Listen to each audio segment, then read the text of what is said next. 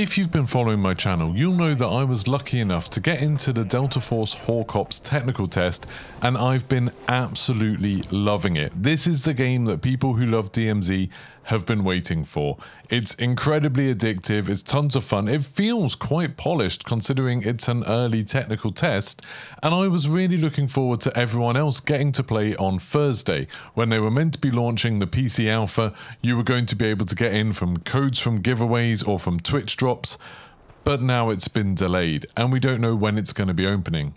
The devs just posted this image today with an announcement about it saying, "A message from our game director, Shadow Grow.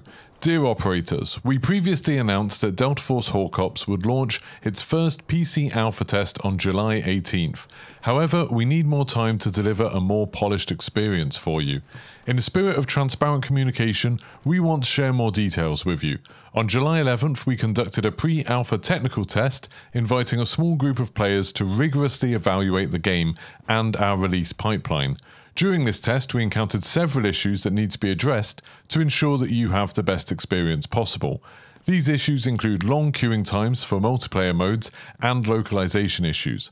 Our commitment to quality means that we need more time to polish the game thoroughly before presenting it to tens of thousands of you in the PC alpha test. Delta Force Hawk Ops is our passion project, and we have so much game content in store to delight you.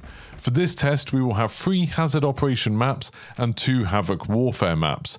We also have a cast of 6 operators, countless weapons and modifications for you to explore, allowing you to truly express yourself in the game.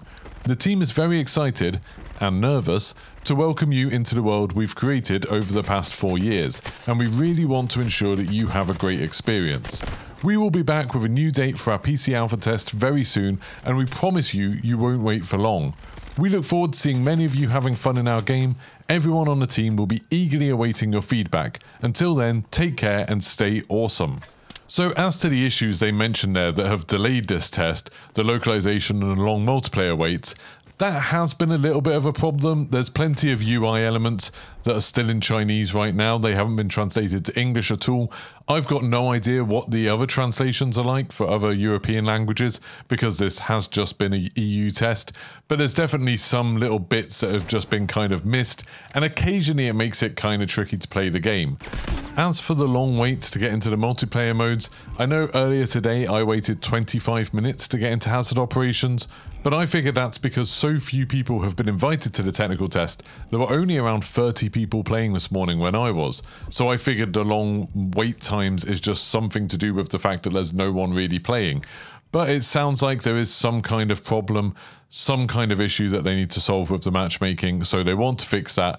Otherwise, I can see what their thoughts are, that if they open this up to everyone and people have a bad time straight away, they can't get into games, they can't understand the UI because of the language issues, then they might write the game off straight away or have a negative opinion of it, so they want to get that kind of fixed before they release it. Hopefully we won't be waiting too long, and the language in this kind of announcement makes it sound like it won't be too long. But it is kind of a little bit of a downer that I've been building this up. I've been super excited for people to play on Thursday, and now more people aren't going to be able to.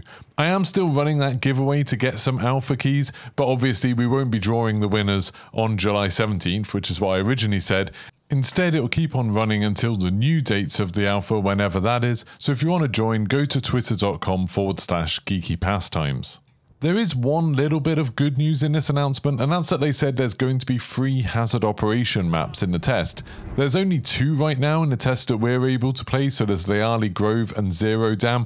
They're both really awesome maps, they both play completely differently, so I'm super excited to see what else we're going to get. I'm assuming it'll be Space City, because I'm getting a bunch of quests for Space City, which I obviously can't do because I can't go to that mission. So I'm assuming that'll be some sort of launch facility or something. I don't know. That sounds like it could be fun. I just want to play more of this game. Since my last video on Delta Force Hawk Ops, I've been playing a bunch. You might have seen me playing a little bit with Jack Frags and with Stod and with 2 Angry Gamers, and I've just been having the best time. It's so much fun. The extraction mode is amazing. Even though I know all of this progress will be wiped tomorrow, I don't care because I'm not playing this for the progress, I'm just having a really good time. It's not been perfect by any means. One of the big problems that there's been specifically today and yesterday is that they changed the map we were able to play. So all the way through the technical test, we can only play one map at a time. And then they changed it to being zero dam on the confidential mode yesterday. So what this means is to go into the mode, you need to make sure your operator has gear that's worth at least like 120,000 credits. And that's just your armor, your bags and your guns. So it doesn't count all the stuff that's in your bag. You can't cheese it just by putting some super expensive item like a key card in your bag or anything like that. Now what this means is when you go in, you're always going to be spending at least that amount of money. You're going to be using up items that are worth that amount of money. And then if you get absolutely slaughtered, which is very easy to do, we got slaughtered by the boss a few times this morning, just as in we ran into them and it immediately headshot us all and killed us. We've been shot by pro players, we've been killed by teams made up of the best players on the leaderboards at the moment. So it seems like it's a really difficult experience, and then every time you die, you lose all of that money you invested to get into the game, and then you need to spend it again. Obviously, if you successfully get out of it, if you manage to extract, then you're not losing all of that money. But every time you go in, you are spending a huge amount if you die. That means there's plenty of people that I've spoken to that literally can't play the mode anymore. They can't play hazard operations because they just don't have enough money. And because this is the only mode that's open, you can't go into another mode in order to gain a bit of money to try and get some weapons and get some gear and stuff like that. They're just stuck. They're just essentially locked out of the game, which sucks. Now, obviously, this won't be a problem in the full release of the game because I don't think they'll ever just have confidential mode unlocked. You'll be able to play all of them. It just sucks for the playtest. And it does make me wonder about how they're going to control things like matchmaking in this game. I was talking to Stod about it yesterday and he was suggesting that maybe they could have some kind of gear score matchmaking where if you're spending 300,000 credits on your gear, then it'll try and match you up with other people who have expensive gear, which would be quite a good idea because then if you go in with nothing, you're going to be up against other people with nothing, so you still have a good time, you've still got a chance to build something up by looting on the map and completing missions. And then if you go in fully decked out, yes, you're going to be up against other people who are super dangerous and have really expensive gear, but then that means the rewards are greater. If you manage to kill them, you could grab some of their gear for yourself. So that just seems like a brilliant way of solving this to me.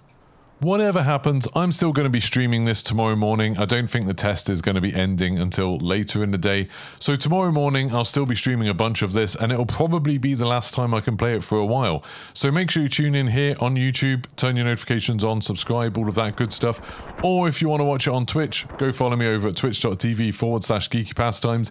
And because it's the last day of the test before the wipe, I'll be going through trying out all of the different weapons, spending all of my money on all of the coolest little things. And I'm happy to try out anything that people are suggesting in the chat. I'll also be trying out the other mode, the kind of breakthrough battlefield mode, because I haven't really talked about that much, but I played a couple of games of it today and it was super fun. It's like nearly everything that I wanted Battlefield 2042 to be, and it is super similar to Battlefield, but just feels like a better version of it. So that seems like a good time too.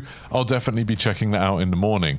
So make sure you like and subscribe, and I'll see you tomorrow. Goodbye. Strategic beacon ready to deploy.